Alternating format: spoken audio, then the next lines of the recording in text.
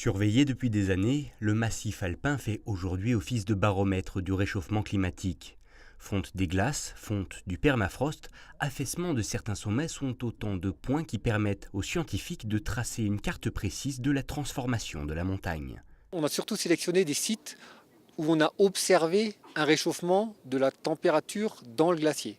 Donc au col du Dôme par exemple, on a mesuré qu'en 15 ans, la température de la glace a augmenté d'1,5 degré. Aujourd'hui, on a encore de la glace qui est froide, mais qui a vraiment tendance à se réchauffer. Donc on a refait des mesures lors du carottage de ces derniers jours. On va les exploiter et voir à quand est-ce qu'on va s'approcher de la limite de température où les échantillons ne seront plus exploitables. Mais si des évolutions de quelques degrés peuvent sembler minimes, les résultantes sont énormes.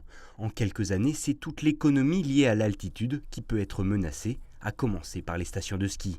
Les choses évoluent énormément à cause du réchauffement climatique entre autres, donc les quantités de glace s'amenuisent, les moraines grandissent, sont de plus en plus raides et instables. Le problème est exactement similaire dans certains endroits pour des pentes qui se skiaient l'hiver et qui ont énormément de mal à se mettre en conditions hivernales pour pouvoir les skier, tel que cet hiver par exemple, je pense au pas de chèvre. En effet, pour chaque degré supplémentaire, la limite pluie-neige remonte de 150 mètres dans les Alpes.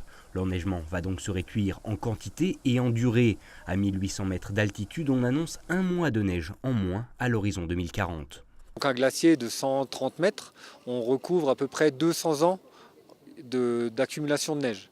D'autres sites, par exemple à l'Illimani, le prochain objectif en Bolivie, l'accumulation elle est moindre, elle est de l'ordre d'un demi-mètre de neige.